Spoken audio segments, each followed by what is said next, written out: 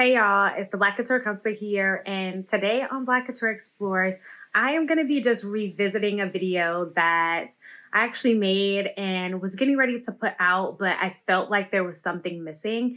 So I held it back, and I'm happy that I did because I feel like this is a really big conversation that I want to have, and I just want to dive in because it's actually been a month since I recorded this video, and I want you all to listen to it and just see where I was at a month ago around racism and racist attacks within the Asian community. So go ahead and listen to this video. Hey y'all, welcome back to my channel. It's the Black Couture Counselor here, and today on Black Couture Explores, we are gonna have another, you know what, let's talk. So as a person who has come onto YouTube, Instagram to talk about what is happening in the Black community, I also feel that it is my responsibility to also talk about what is happening in the Asian community. I've called out and called on our Asian community to support us as well in a lot of the movements that have been happening in the past year. So as a person who is calling upon and wanting someone to join in my fight, I also feel that I am called, and I think it's my responsibility to also speak up and stand up with my voice and with my platform. So I just wanted to come on and talk because I've been supporting a lot of my followers, my friends, around just what's happening in the Asian community with our Asian elders. Like, as a Black woman, my values and the way that I was brought up is that, one, we respect our elders no matter what age they are.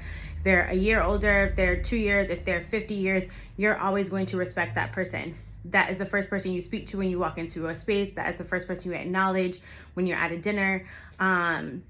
So to see these videos posted, especially in San Francisco and in Oakland, where elders are walking down the street being pushed, being kicked, being hit, ultimately being abused by people within their community, that is unacceptable. One, to not feel safe in your area is not okay. It's not okay. It disgusts me to see these videos where people don't give a fuck. And I'm gonna say that so bluntly because that's how they're treating these elders. And I'm not gonna stand for it. Like I say in all my videos, you're gonna put your stake in the game, put your stake in the game. I'm putting my skin in the game and saying that is not okay. Because if that was my grandmother, if that was my grandfather, oh, we gonna have a whole problem. And the fact that this is happening in Chinatown, one, is also annoying. It's like you've come into this place where people have created secrecy and you're taking it upon yourself to act out a hateful crime. That is not okay. We create, as minorities, we create the structure of safety within our community. We bring people in and then we also share out to the world. Like, it's not just for, Asian culture to experience. Asian culture is here and they're like, hello, come and take in and partake in what we have to offer as well. So for you to come in and blatantly disrespect that is a knock on all levels. And you don't do that. You just don't do that. The frustration is at an all-time high where people are being stigmatized, people are being isolated, and then now abused. Come on. So I'm sitting here to say that I don't approve of what's happening. I don't like it. If you feel like you feel some type of way about it, speak up and speak out, because it's really annoying to sit back and not see the traction, one, and know how frustrating it is for that traction to not happen. I've been there. I know what that feels like. So I can only imagine this group of people feeling like no one has their back. And that's not okay, because as minorities across all races, we have each other's back. Like, we have to have each other's back. As much as I as a person, y'all know me, I love cultures. I feel connected through cultures because there's so many stories and so much richness there that I do celebrate things outside of just the Black community. So when I see this brutality happening around Lunar New Year, around a time where it's not spoken about because we're bringing in new things into the new year, like, and the fact that the media isn't even picking up on this and saying that this is a problem, when we've already known since this pandemic that this is a problem. This community has been isolated and shut out and pushed out, and that's not okay. So I'm just advocating here to say that y'all need to speak up. As much as we put up all of these different things when, my culture needed that support. People supported, people learned, people advocated. We need to do the same thing. So that's what I'm going to leave y'all with. If you need a resource or someone to talk about it with, you can come talk to me and we can make this a wider state. All right, y'all. I'll see you in my next video. Bye. So it's been a month since I recorded that video, and since then there has been a lot of racially motivated attacks in the Asian community, and we just saw that this week.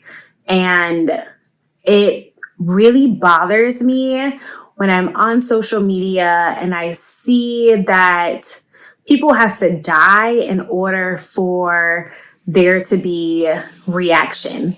And it really annoys me. It really annoys me to see that we saw the elders of this community be brutally harassed and attacked, and nothing was really said about that. Now we see women dying and everyone is posting and has something to say.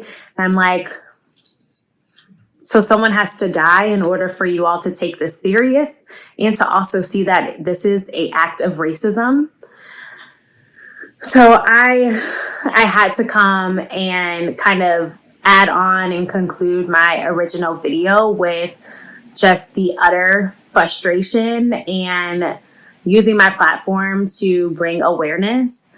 I was actually just on Instagram, and people are posting resources. People are within the counseling community are also posting resources on how to help yourself and take care of yourself when the media is saying this person had a bad day, and not calling it what it is. And I know how frustrating that is to be in that seat when it happens in your own community. So I'm speaking from experience here. I've also seen people post about, well, the Asian community is also racist. And I mean, there's validity to that statement, but that doesn't mean that we invalidate racism that happens within another racial class. And if you look at it, you're seeing a common thread here. You're seeing a group of people, and we will be blunt here, we're seeing white people be racist towards a minority group. No matter what the race is, if you're Asian American, Asian immigrant, you're black immigrant, the same people are involved and no one is speaking to that. It's the constant racism that happens every day that people don't have their eyes open to say, oh, that's not happening. Like, really? Really? And then it has to have someone dying in order for you to take it seriously. So it frustrates me. And all I can do right now is sit in that frustration, use my voice to talk about it, and to also advocate, because the feeling is just so familiar. And to point a finger back and say, oh, but you're racist, so you deserve this. No. That is beyond the point. is that it's not even being recognized to begin with. So people don't know how to deal with it. They don't know how to work through it. They don't know how to take action.